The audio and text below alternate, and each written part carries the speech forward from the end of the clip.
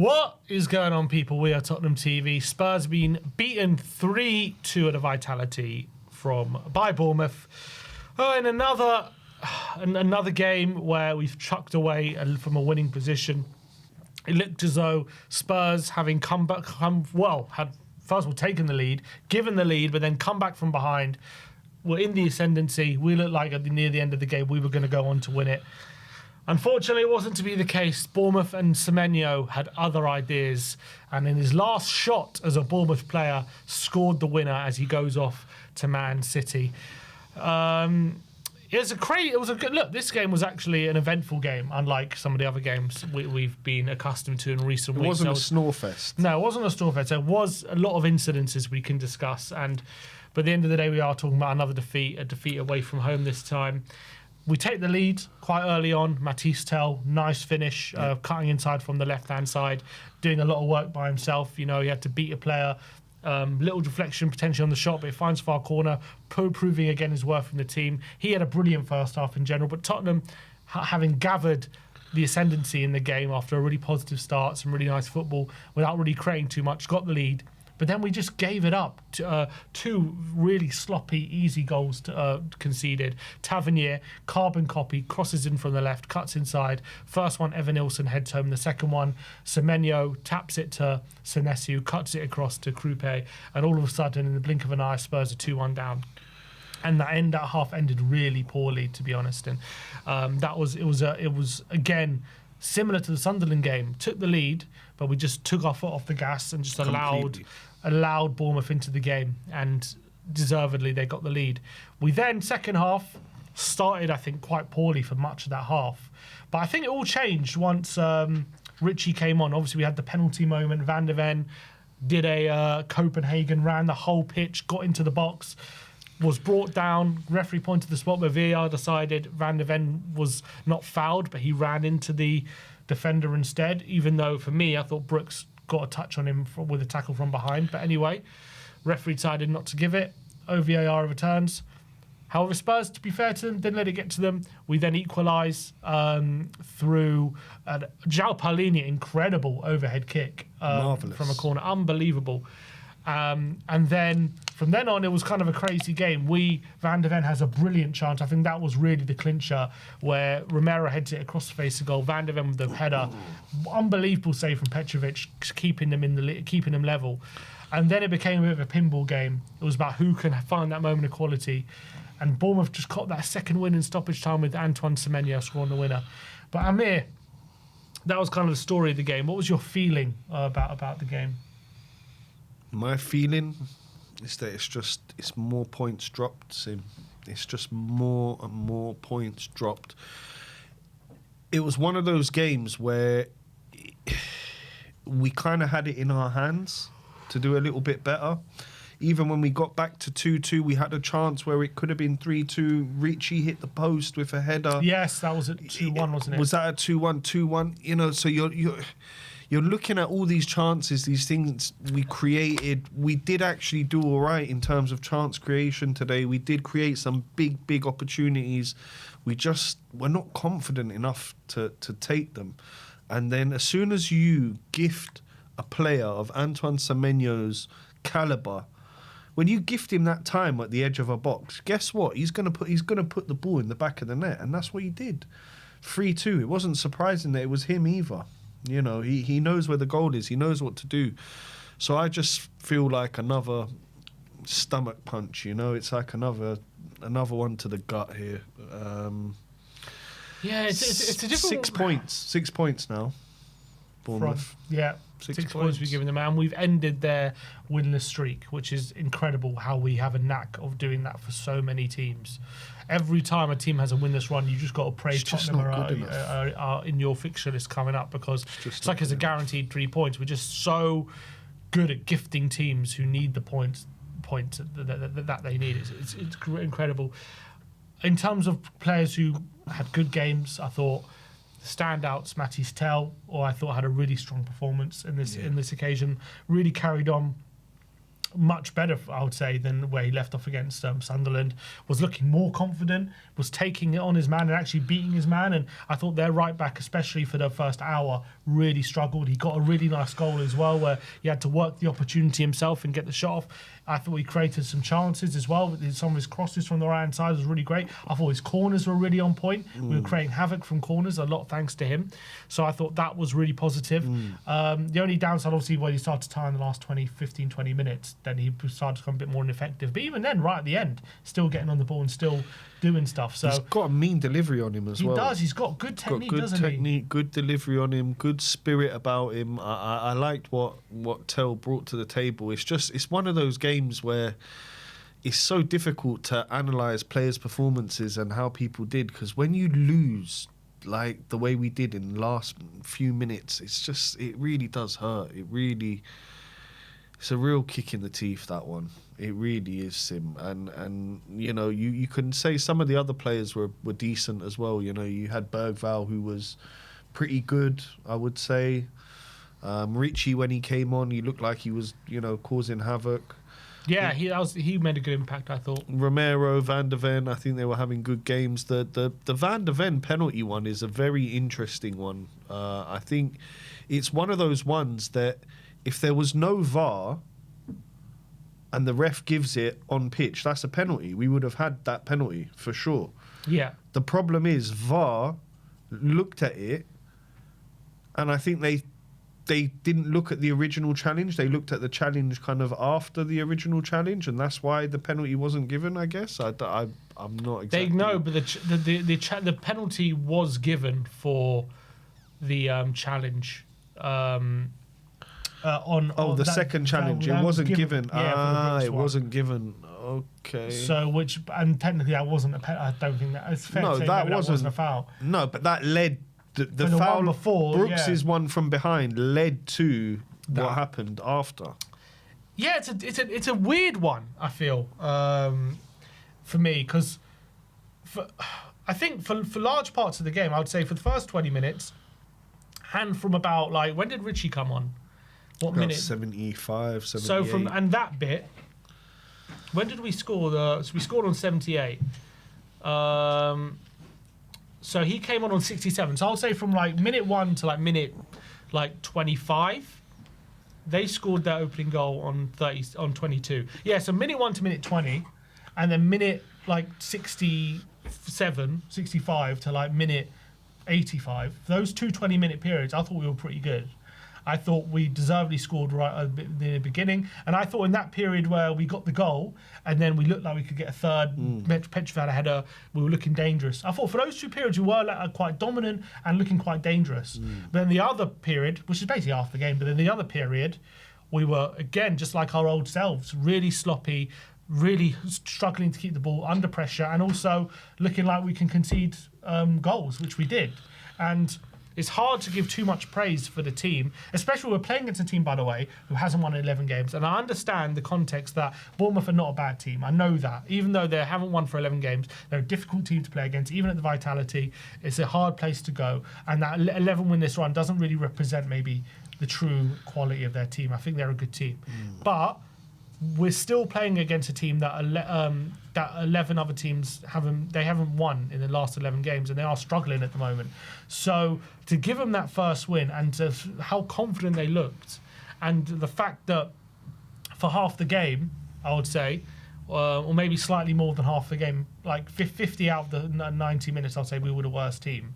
And it's just the problem is, at the moment, it's a pattern of how the games have gone for us in recent weeks, and we're now 2 wins. We're now 2 wins in 12, I think. 2 wins in 12 games. So 10 of the last 12 games we failed to win, and this is another defeat. And we're now 14th in the league. So, as much as you want to take some of the positives, well, I do think there were a few positives to take. It's hard to look at that when the overall picture is looking so bleak at the moment, and the positives are so few.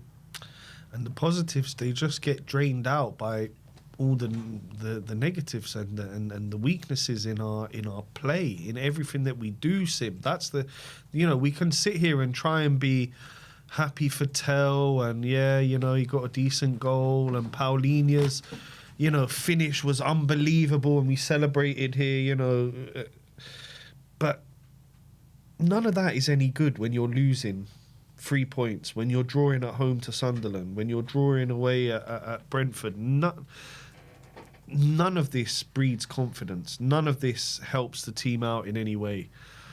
And I just think that there needs to be a change at the top.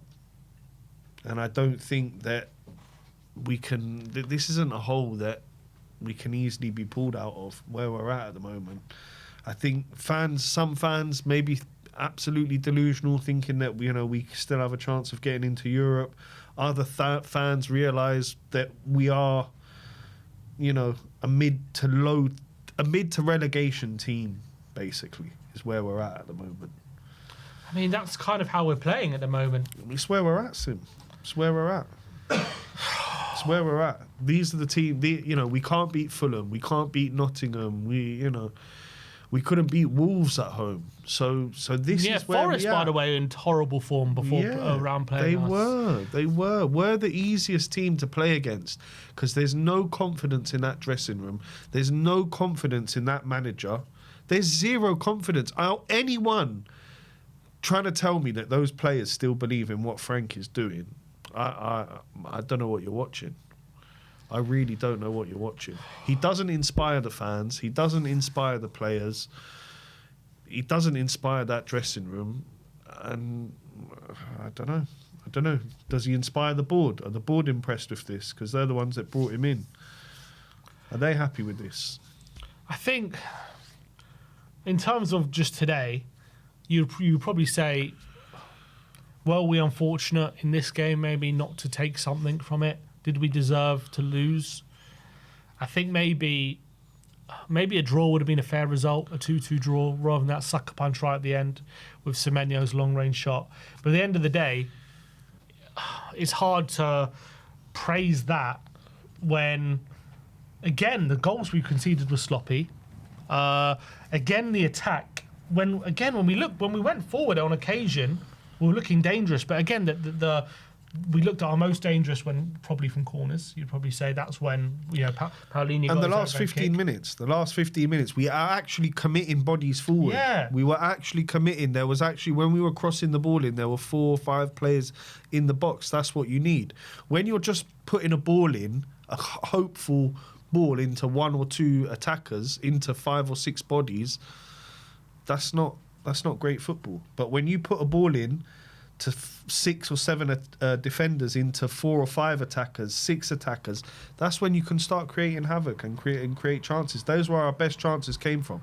Mickey van der Ven's header, Richie's header, those were the closest chances we had to nicking any other goals today.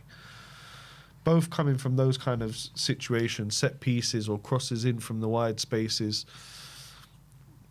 But yeah, the football's still not fantastic. I think at times in the first 20 minutes, I would say it was all right.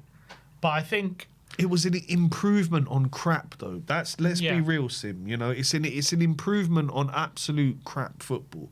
So when we do string 4 or 5 passes together, it's like, oh, okay. All of a sudden it's like, we can do that. Yeah. Yeah, we can do that. But it's so far from what it should be. And again, the 2 goals we scored, individual brilliance. Individual brilliance from Tell and an overhead kick from Paulinho. Individual brilliance. That was it. And that, I think, again, it shows that our players do have good ability in them. Of course they need the platform for it. And I think far too much they're isolated a lot, especially going forward. There's a lot of times there's no players around them. Look, I feel for Frank a bit at the moment, only because we're very short in attack with numbers. Obviously, it was his decision to let Brennan go, so that's all club decision, but it was decided to let Brennan go. But when it comes to changing it up, he is limited at the moment with what he can do. But still, with what he had on the pitch, could we have been doing more? I would say probably. I think Bournemouth, they're winning this for a reason. It's because they've got a good set of players and a good manager, but I think maybe their quality isn't like the best.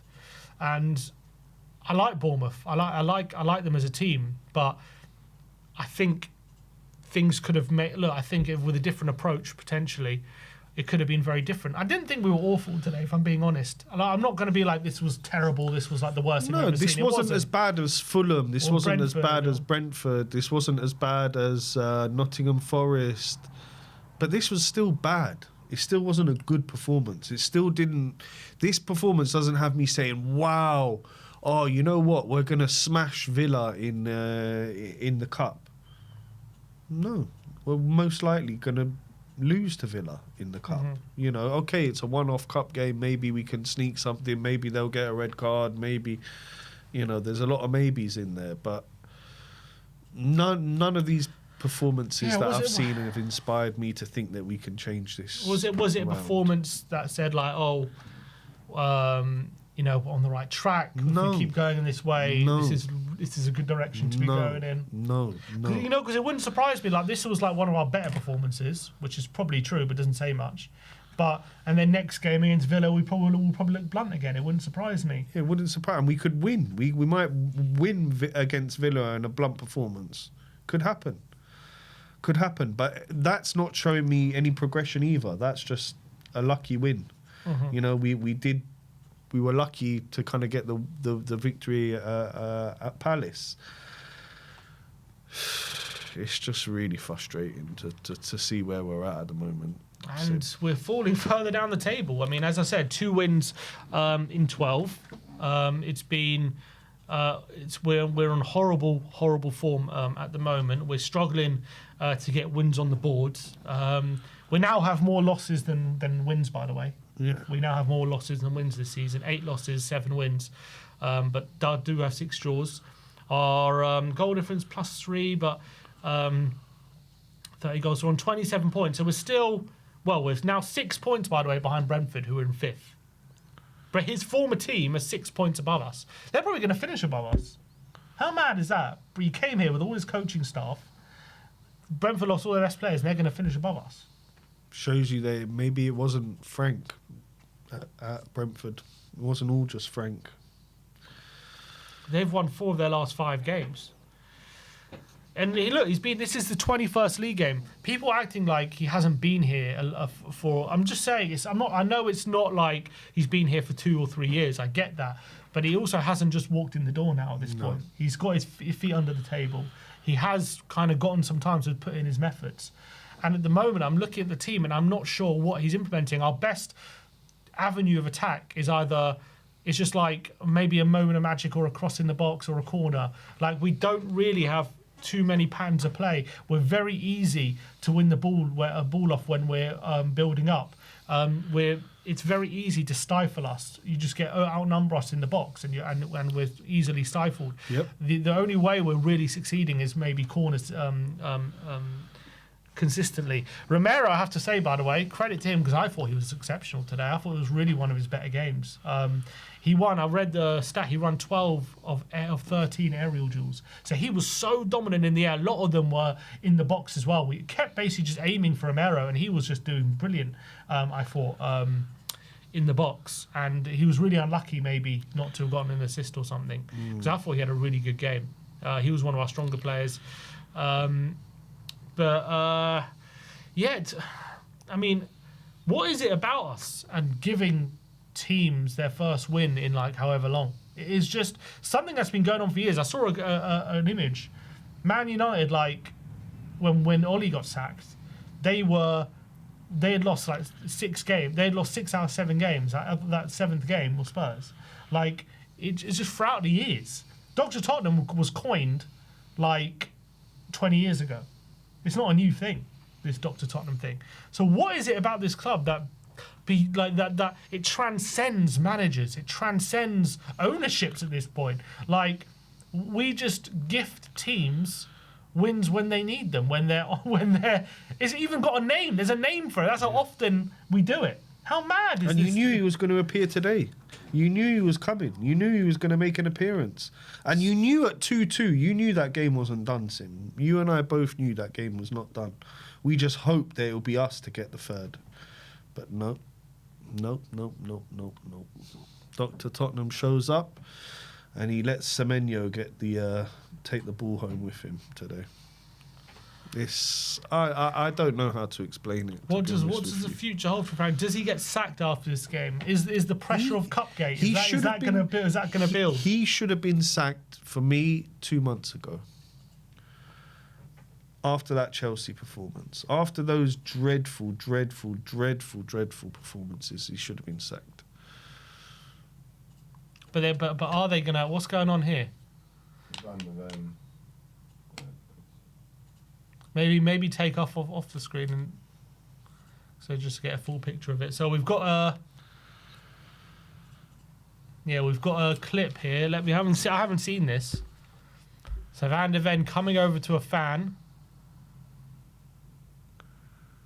What's he saying? He's like, "Do you want to come?" What's he saying? Come and. Yeah, he's saying, "Come and have words with me." Oh God. So Van der Ven offering out some of our fans who have gone all the way down to the south coast. Yeah, not a healthy club, guys. What is going on here? It looks like he's really turning out. toxic. It's boiling over, isn't it? And this is our best. He's player, our best player. But what was said to him is all over social media. Frank was booed again. People, well, that's not a surprise. Van der Ven lost his cool. Does anyone know what that was about? I don't know what. Obviously, he was just shouting something at him. God, this is horrible. You got fans booing. You got the manager holding up the Arsenal Cup. God, it's all boiling over at the moment. And he's not going to resign because he wants a payout. So he's just going to sit there indefinitely until he gets fired. And he's going to keep coming up with these. This whole thing's a disaster. He's going to keep coming up with these nonsense press conferences and this, that. Oh, I think we need to play better. Oh, my ideologies of football. How about winning, Thomas? How about winning games of football? How about that being your ideology? By hook or by crook? When you're in the form that you're in, you can't be doing things like drinking from an Arsenal cup. I can't get over that. Mate. I can't get over that. It's real. Someone said in the chat, Arsenal Cup. Here we go. Here we go.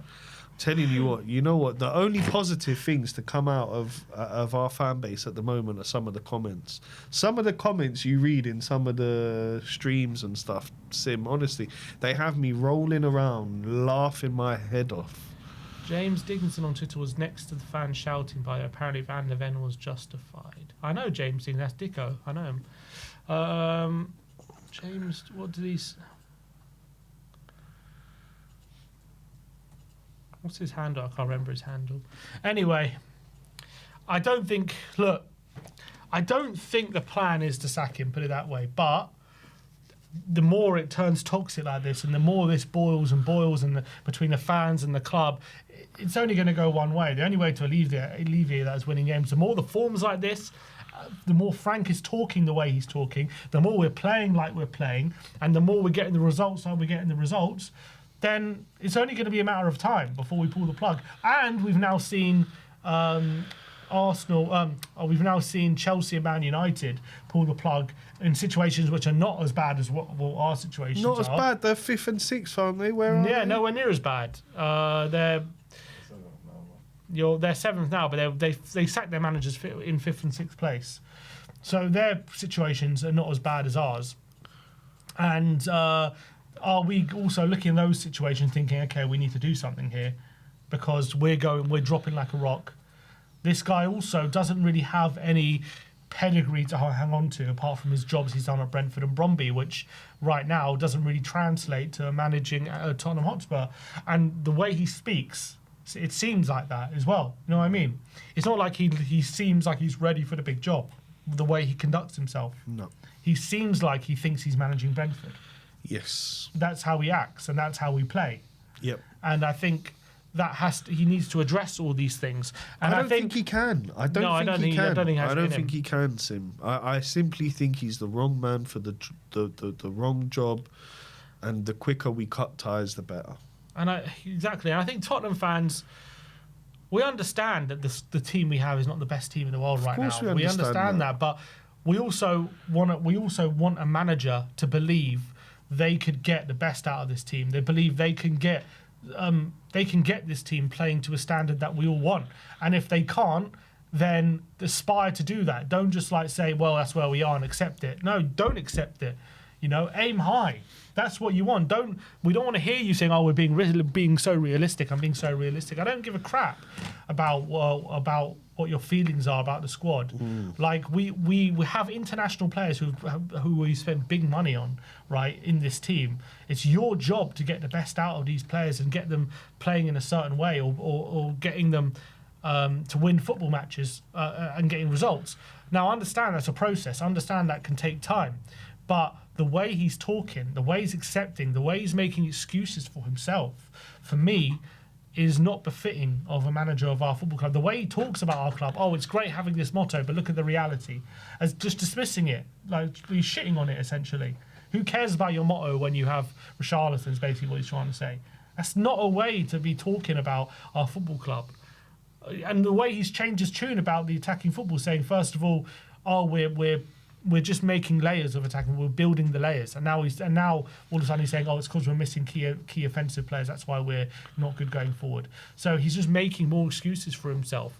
And the longer this kind of form goes on, the longer these performances go on. Look, if I'm going to be honest with us, if we did see more performances like we did today more often, maybe he wouldn't be under the amount of pressure he is right now. Unfortunately, today's been the exception to the rule, and today is still not exactly great. But in terms of how many chances we created and the level of entertainment, all this kind of stuff, at least today there was some definite intent in parts of this game to go forward and to try and win the game and attack. Unfortunately, and even today, it's too few and far between, and it's only really in moments. And it's not really sustained piece of pressure. I think there was sustained pressure for like maybe 5-10 minute periods, but you know, in terms of overall in the game, it's nowhere near enough. And I thought Bournemouth probably looked more dangerous when they went forward than we did. They looked much more dangerous every time they came forward. They looked like a well-oiled machine, whereas we looked like, you know, individuals who can, maybe one of them can suddenly do something from somewhere. But they look like they have a system, a way of playing. They know that when that ball gets overloaded onto the right or onto the left, they start overloading the box, they start getting players forward, and they go for it. They go for it, and that's why they got the winner. They were still going for it in the 93rd minute or whenever Semenyo banged that one in. And we have a long, painful way to go. And this is where I'm at, Sim, because, you know, things won't get better 3 weeks, 1 month after we sack Frank. They will take time. It will take 6 months from now. It will take another window. It will take another summer. It will take a long time to get us back to where we need to be. And the problem is as well now, is where we are in the league, how we're playing. It's going to put off a lot of prospective players and signings. Of course it will. And it's going to make January very hard. A lot of people Super hard. are saying how important January is. Oh, it's going to, you know, we need all these players. And, you know, if Frank gets his players, then we can judge him, all this kind of stuff. Players. The reality, these guys, these people get it through their heads that we're not going to get some superstars this January. That ain't going to happen. We might get some loan deals or some value deals like this Sousa, who we're looking at for 20 million. We're going to get deals like Sousa for 20 million. Is, but we're not going to get Sousa for 20 million. I don't know who he is, but some left back apparently. Oh, this Brazilian kid. Oh, he's going to come and save the day. Yeah? I've heard these stories for 25 years, Sim. People need to understand we're not going to be getting superstars for 60, 70, 80 million in this January.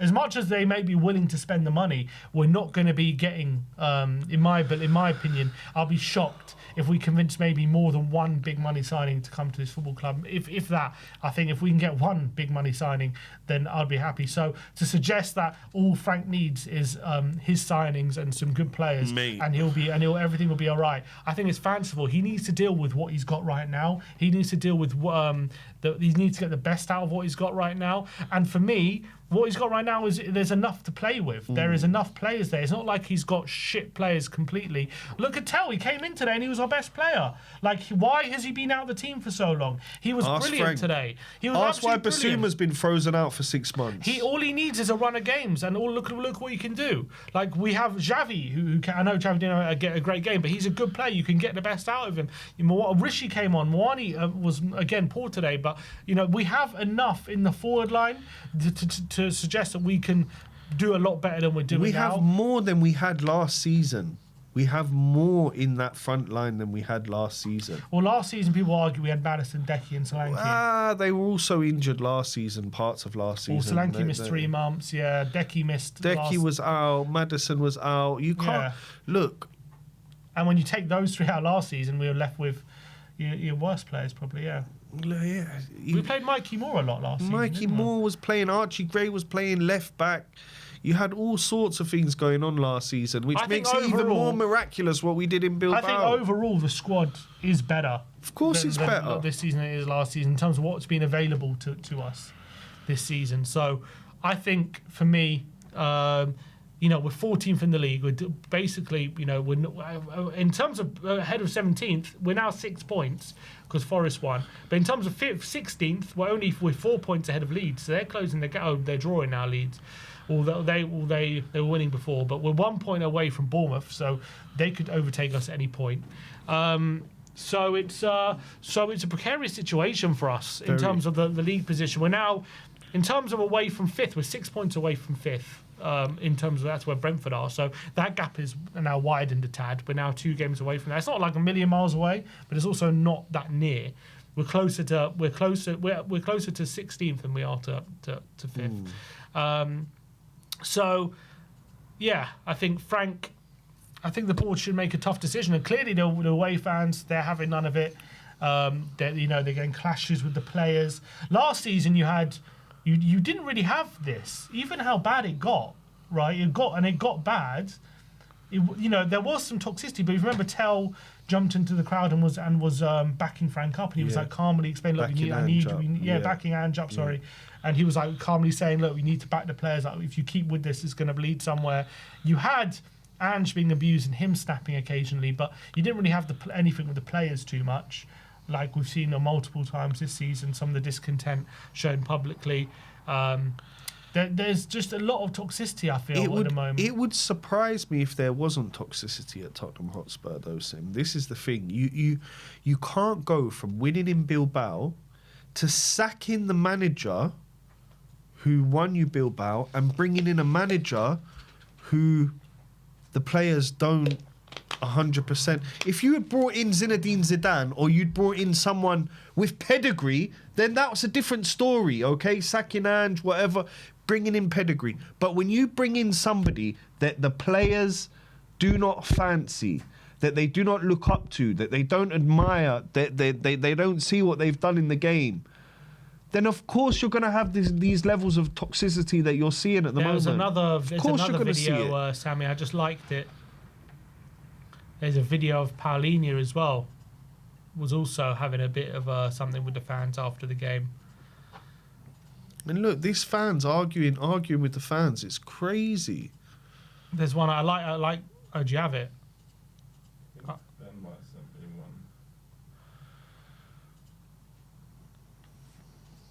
Well,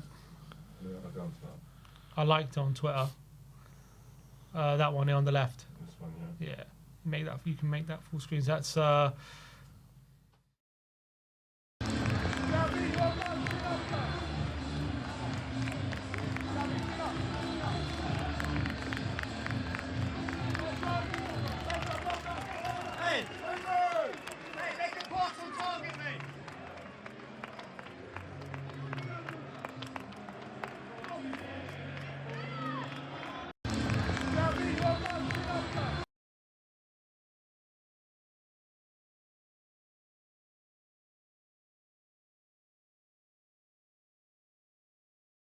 What? Don't talk to me about what we deserved. We deserved. Go and win the games. Then talk to me about deserved. Did we deserve? No, we didn't deserve. Where did we deserve? I'd say today a draw was a fair result. I don't think we necessarily deserved to win. A draw. Did we deserve to win against Sunderland? No. I think a draw was probably fair. Did we deserve to beat Brentford? No. Did we deserve to beat Palace when we did? No, we got lucky to win. We got lucky. Yeah. Exactly. All this about deserve. Listen, a lot of these players, Frank may be taking the heat. Some of these players need to take the heat as well. Yeah? They have not been anywhere near the top levels. They have accepted mediocrity. We've accepted losing games at home. We've accepted getting out-fought by lesser teams and then taking points off us. That's where we need to change. That's where this club needs a reset. And also today we picked up more injuries. Bergvall. Groin injury, which looked like a bad one, by the way. He might be out for a while. Bentancur looked like he went off injured as well. Every year it's the same thing, though. We just sold Johnson. Why? I couldn't understand it. The guy got slated here for the last 2 years. He was our top goal scorer last season, and he won us the cup in Bilbao. I just don't understand. I don't understand the trajectory of our club, Sim. I don't understand it. I don't get it. I don't understand the decisions that are made at the highest levels. I see them and I'm like, well, that's wrong, and we keep doing it again and again.